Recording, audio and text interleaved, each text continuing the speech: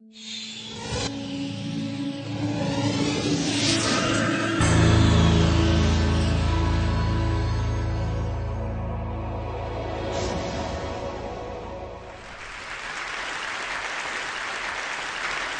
of my favorite parts about my job at the Gates Foundation is that I get to travel to the developing world, and I do that quite regularly.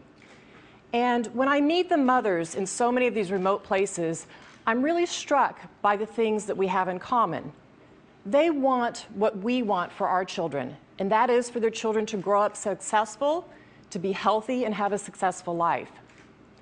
But I also see lots of poverty, and it's quite jarring, both in the scale and the scope of it. My first trip in India, I was in a person's home where they had dirt floors, no running water, no electricity, and that's really what I see all over the world. So in short, I'm startled by all the things that they don't have. But I am surprised by one thing that they do have: Coca Cola.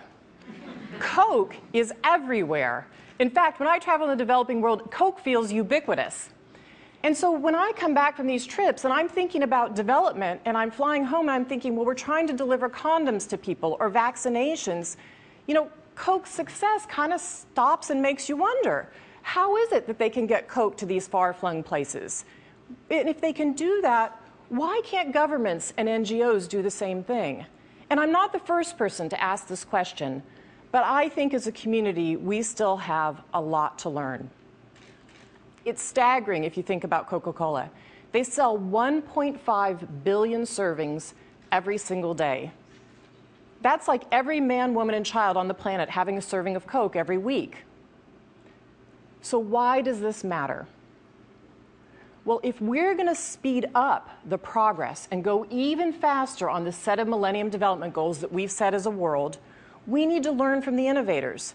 And those innovators come from every single sector. I feel that if we can understand what makes something like Coca-Cola ubiquitous, we can apply those lessons then for the public good. Coke's success is relevant because if we can analyze it, learn from it, then we can save lives. So that's why I took a bit of time to study Coke. And I think there are really three things we can take away from Coca-Cola. They take real-time data and immediately feed it back into the product. They tap into local entrepreneurial talent, and they do incredible marketing. So let's start with the data. Now, Coke has a very clear bottom line. They report to a set of shareholders. They have to turn a profit. So they take the data and they use it to measure progress. They have this very continuous feedback loop. They learn something, they put it back into the product, they put it back into the market. They have a whole team called Knowledge and Insight. It's a lot like other consumer companies. So if you're running Namibia for Coca-Cola and you have 107 constituencies, you know where every can versus bottle of Sprite, Fanta, or Coke was sold, whether it was a corner store, a supermarket, or a push cart. So if sales start to drop, then the person can identify the problem and address the issue. Well, let's contrast that for a minute to development. In development, the evaluation comes at the very end of the project. I've sat in a lot of those meetings. And by then, it is way too late to use the data. I had somebody from an NGO once describe it to me as bowling in the dark. They said, you know, you roll the ball, you hear some pins go down, it's dark, you can't see which one goes down until the lights come on, and then you can see your impact. Real-time data turns on the lights. So what's the second thing that Coke's good at? Well, they're good at tapping into that local entrepreneurial talent. Coke's been in Africa since 1928, but most of the time they couldn't reach the distant markets because they had a system that was a lot like in the developed world, which was a large truck rolling down a street. And in Africa, the remote places, it's hard to find a good road. But Coke noticed something. They noticed that local people were taking the product, buying it in bulk, and then reselling it in these hard-to-reach places. And so they took a bit of time to learn about that. And they decided in 1990 that they wanted to start training these local entrepreneurs, giving them small loans. They set them up as what they called micro-distribution centers. And those local entrepreneurs then hire salespeople who go out with bicycles and push carts and wheelbarrows to sell the product. So there are now some 3,000 of these centers employing about 15,000 people in Africa. In Tanzania and Uganda, they represent 90% of Coke sales. So let's look at the development side. What is it that governments and NGOs can learn from Coke? Well, governments and NGOs need to tap into that local entrepreneurial talent as well, because the locals know how to reach the very hard to serve places, their neighbors, and they know what motivates them to make change. I think a great example of this is Ethiopia's new health extension program. The government noticed in Ethiopia that many of the people were so far away from a health clinic, they were over a day's travel away to a health clinic. So if you're in an emergency situation or you're a mom about to deliver a baby, forget it to get to the health care center. They decided that wasn't good enough, so they went to India and studied the Indian state of Kerala that also had a system like this, and they adapted it for Ethiopia. And in 2003, the government of Ethiopia started this new system in their own country. They trained 35,000 health extension workers to deliver care directly to the people. So in just 5 years, their ratio went from 1 worker for every 30,000 people to 1 worker for every 2,500 people. Now think about how this can change people's lives. Health extension workers can help with so many things, whether it's family planning, prenatal care, immunizations for the children, or advising the woman to get to the facility on time for an on-time delivery. That is having real impact in a country like Ethiopia. And it's why you see their child mortality numbers coming down 25% from 2000 to 2008.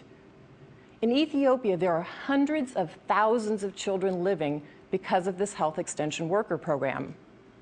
So what's the next step for Ethiopia? Well, they're already starting to talk about this. They're starting to talk about how do you have the health community workers generate their own ideas? How do you incent them based on the impact that they're getting out in those remote villages? That's how you tap into local entrepreneurial talent and you unlock people's potential.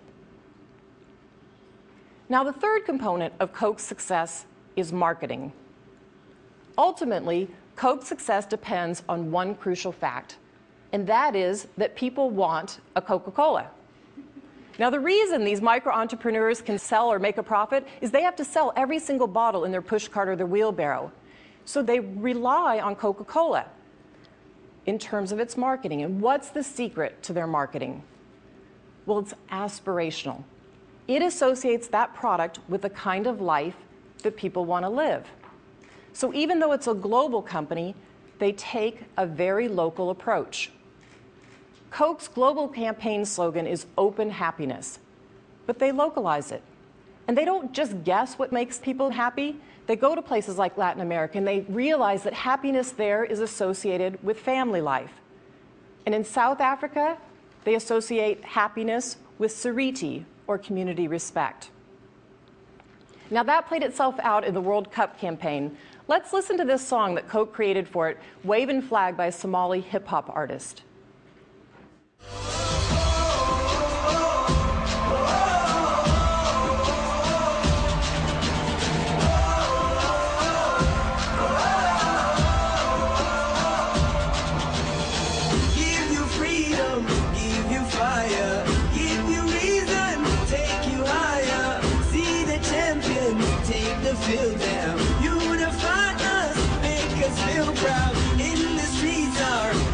Lifting as we lose our inhibition. Celebration, it surrounds us. Every nation, all around us. It feels pretty good, right? Well, they didn't stop there. They localized it into 18 different languages, and it went #1 on the pop chart in 17 countries. It reminds me of a song that I remember from my childhood, I'd Like to Teach the World to Sing, that also went #1 on the pop charts. Both songs have something in common, that same appeal of celebration and unity. So how does health and development market? Well, it's based on avoidance, not aspirations. I'm sure you've heard some of these messages. Use a condom, don't get AIDS. Wash your hands, you might not get diarrhea. It doesn't sound anything like waving flag to me. And I think we make a fundamental mistake. We make an assumption that we think that if people need something, we don't have to make them want that. And I think that's a mistake. And there's some indications around the world that this is starting to change. One example is sanitation. We know that 1.5 million children die a year from diarrhea, and a lot of it is because of open defecation. But there's a solution. You build a toilet. But what we're finding around the world over and over again is if you build a toilet and you leave it there, it doesn't get used. People reuse it for a slab for their home. They sometimes store grain in it. I've even seen it used for a chicken coop. But what does marketing really entail that would make a sanitation solution get a result in diarrhea? Well, you work with the community. You start to talk to them about why open defecation is something that shouldn't be done in the village, and they agree to that. But then you take the toilet and you position it as a modern, trendy convenience. One state in northern India has gone so far as to link toilets to courtship. And it works. Look at these headlines.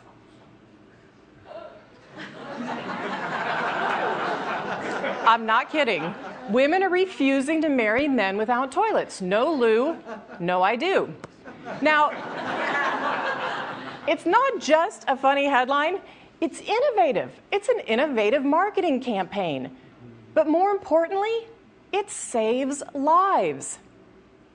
Take a look at this. This is a room full of young men and my husband, Bill. And can you guess what the young...